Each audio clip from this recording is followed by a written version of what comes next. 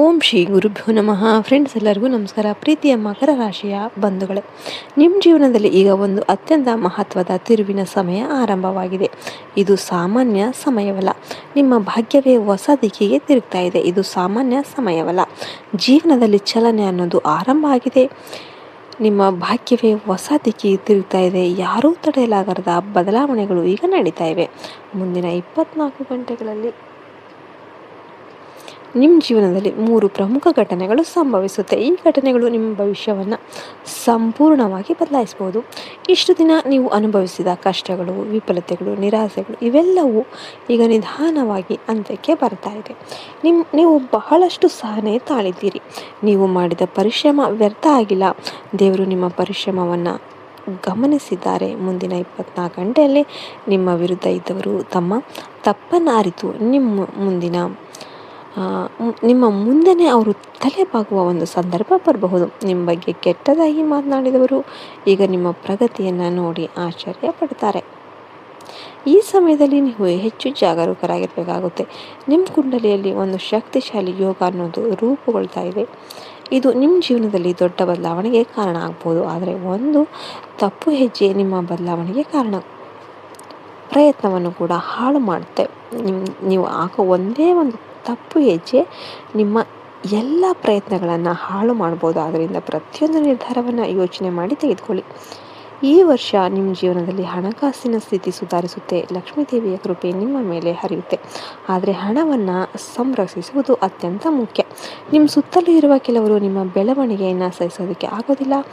ನೀವು ಯಶಸ್ಸಿನತ್ತ ಸಾಗ್ತಾ ಇರೋದನ್ನು ನೋಡಿ ಅವರು ಅಸಹನೆಯನ್ನು ಅನುಭವಿಸ್ತಾರೆ. ನಿಮ್ಮ ಮೇಲೆ ಕೆಟ್ಟ ದೃಷ್ಟಿ ಬೀರ್ತಾರೆ. ನಿಮ್ಮ ಮನಸ್ಸಲ್ಲಿ ಭಯ ಅಥವಾ ಅನುಮಾನ ಹುಟ್ಟಿಸೋದಕ್ಕೆ ಪ್ರಯತ್ನ ಮಾಡ್ತಾರೆ. ಆದರೆ ನೀವು ನಿಮ್ಮ ಗುರಿಯನ್ನು ಬಿಟ್ಬಿಡಬೇಡಿ.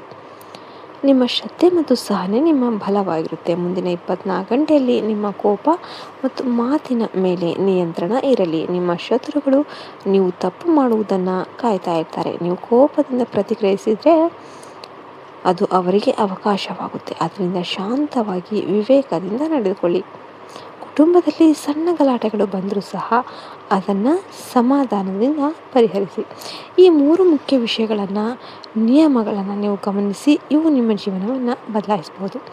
ಮೊದಲನೇದು, ನಿಮ್ಮ ದಿನಚರಿಯನ್ನು ಸುಧಾರಿಸಿ.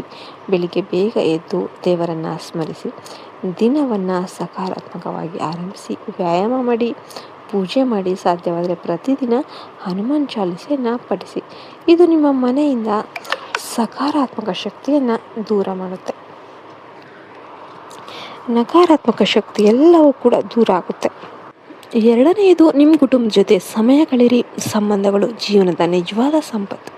ತಿಂಗಳಲ್ಲಿ 1 ಬಾರಿ ದೇವಸ್ಥಾನಗಳಿಗೆ ಭೇಟಿ ನೀಡಿ. ಇದು ನಿಮ್ಮ ಮನಸ್ಸಿಗೆ ಶಾಂತಿಯನ್ನು ಕೊಡುತ್ತೆ, ಹೊಸ ಶಕ್ತಿ ನೀಡುತ್ತೆ. ಮೂರನೆಯದು, ನಿಮ್ಮ ರಹಸ್ಯಗಳನ್ನು ಎಲ್ಲರಿಗೂ ಹೇಳಬೇಡಿ.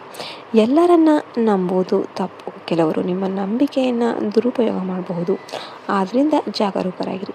ಇನ್ನೊಂದು ಸರಳ ಪರಿಹಾರ, ನಿಮ್ಮ ಮನೆಯಲ್ಲಿರುವ ಹಣದ ಸ್ಥಳದಲ್ಲಿ ಒಂದು ನಾಣ್ಯ ಮತ್ತು ಸ್ವಲ್ಪ ಹಳದಿಯನ್ನು ಹಾಕಿ. ಇದನ್ನು ಯಾರಿಗೂ ತೋರಿಸೋದಕ್ಕೆ ಹೋಗಬೇಡಿ. ಇದರಿಂದ ಲಕ್ಷ್ಮೀ ದೇವಿಯ ಕೃಪೆ ಹೆಚ್ಚಾಗುತ್ತೆ. ನಿಮ್ಮ ಹಣಕಾಸಿನ ಸಮಸ್ಯೆಗಳು ನಿಧಾನವಾಗಿ ದೂರವಾಗುತ್ತೆ. ಫ್ರೆಂಡ್ಸ್, ಈ 24 ಗಂಟೆಗಳು ನಿಮ್ಮ ಜೀವನದಲ್ಲಿ ಮಹತ್ವದ ಸಮಯ. ಇದು ಒಂದು ಹೊಸ ಆರಂಭ. ನೀವು ಮಾಡಿದ ಪರಿಶ್ರಮಕ್ಕೆ ಫಲ ಸಿಗುವ ಸಮಯ. ದೇವರು ನಿಮ್ಮೊಂದಿಗೆ ಇದ್ದಾರೆ. ನೀವು ಧೈರ್ಯದಿಂದ ಮುಂದೆ ಸಾಗಬೇಕು. ನಿಮ್ಮ ಮೇಲೆ ನಂಬಿಕೆ ಇಡಿ. ಆಗ ನಿಮ್ಮ ಜೀವನದಲ್ಲಿ ಅಚ್ಚರಿಯ ಬದಲಾವಣೆಗಳು ಅನ್ನೋದು ನೀವು ನೋಡ್ತೀರಾ. ವಿಷಯ ಇಷ್ಟ ಆಯ್ತು ಅಂದರೆ ವಿಡಿಯೋಗೊಂದು ಲೈಕ್ ಕೊಟ್ಟು ಜೈ ಶ್ರೀರಾಮ್ ಅಂತ ಕಮೆಂಟ್ ಮಾಡಿ. ಜೈ ಹಿಂದ್, ಜೈ ಭಾರತ್ ಮಾತೆ. ಹರಿ ಓಂ ತತ್ಸತ್. ಸರ್ವೇ ಜನ ಸುಖಿನೋ.